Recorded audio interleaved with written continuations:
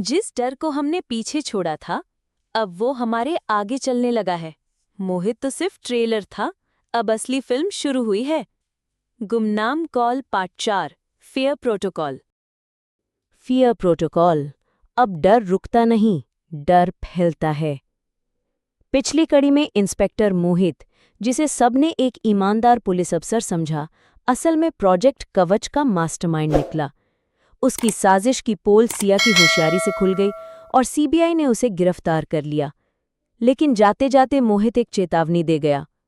डर को कैद नहीं किया जा सकता, ये हर इंसान के अंदर है। आज मैं गया, कल कोई और आएगा। लगता था सब कुछ नॉर्मल हो गया था। आरव अब एक जर्नलिस्ट के साथ साइबर सिक्योरिटी कंसल्टेंट भी बन गया था। सिया ने अपनी book fear how far will you go publish कर दी थी। देश भर में उसकी खूब चर्चा थी। लेकिन फिर एक दिन आरव की लाइफ में फिर से 2:30 बजे की दस्तक होती है। फोन फिर बजा। इस बार नंबर अननोन नहीं था। क्या तुम तैयार हो अपने डर से मिलने के लिए?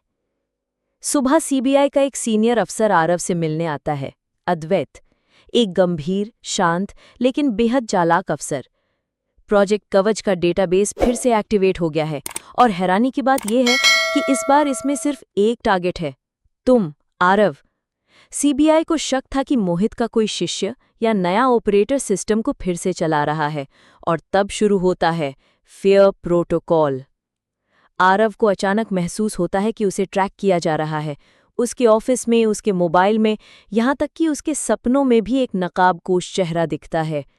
एक रात एक मैसेज आता है, तुम्हारा डर सिर्फ अतीत नहीं, तुम्हारा वर्तमान भी है। वो सिया को कॉल करता है, लेकिन फोन सिर्फ बिजी आता है। जब वो उसके फ्लैट पहुंचता है, दरवाज़ा खुला है।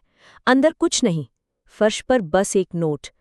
Fear is a choice, you chose to fight, she chose to hide. Aarav की पहचान धीरे धीरे मिटने लगती है।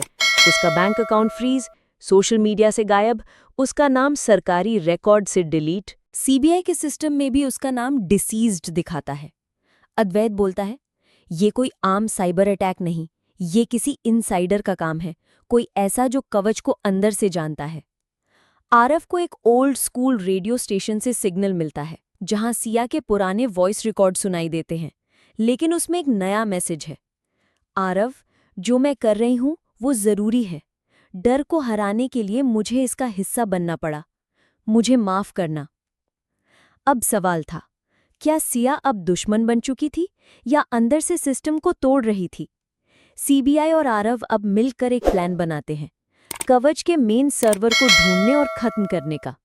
लोकेशन मिलती है नॉर्थ ब्लॉक, दिल्ली।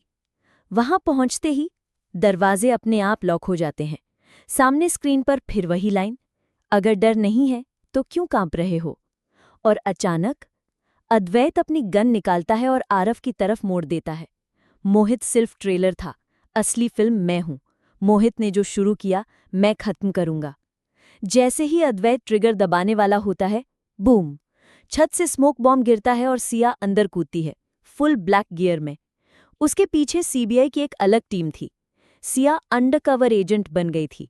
उसने अद्वैत की असली पहचान पहले ही भांप ली थी और खुद कवच में घुसकर सबूत इकट्ठा कर रही थी। जब अद्वैत को पकड़ लिया जाता है, सिस्टम का कोर लॉग चेक किया जाता है। उसमें आखिरी लाइन आती है, fear never dies, it just changes faces. See you in Mumbai 203। अब डर दिल्ली से मुंबई पहुंच चुका है, लेकिन इस बार कोई कॉल नहीं करेगा। अब फोन नहीं बजेगा, सीधा दरवाजा खटखटाएगा।